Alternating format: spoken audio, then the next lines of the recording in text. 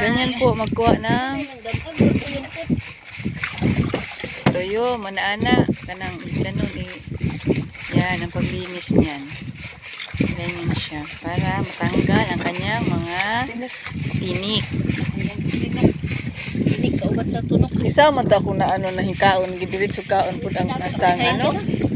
Mas duro nga rapos maguna siya bata pa na. Si Jimmy po damot asa to siya Diretso nakatilaw sa kurto man to. Siya nakatilaw yang gikwento ba? Ingadto dito sa may biwok daw niya. Ano siya tuyom. Siya, sabi mo masarap. Sabi niya masarap ang tuyom. Kasama man ng lasa. Bakit? Ikaw na pati ito. Sabi ko ang dilaw lang ang kinakain doon. Ang dilaw lang pala. Kala ko pati itim. Ayan na. Ayan na, Ayan malinis na. Yun. Ayan, lagyan mo ng tubig ang banyera. Para iling na ha. Ayan. Nakaready na ang mga taka. Bukuyo. Ayan na. Gawa na oh.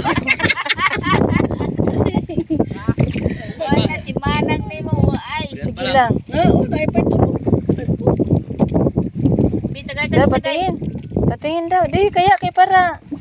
Agay, way uno din. Ha? Way uno. Batay, way uno dong. Lagom pa sa. May naigamay oy. Gamay lang.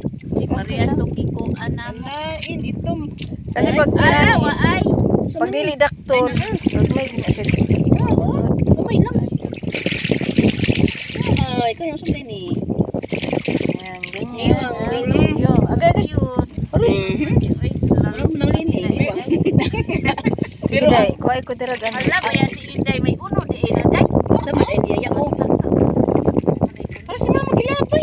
May uno. Kung sama din niya yaya ko. Ganito. Ay na ko ina to.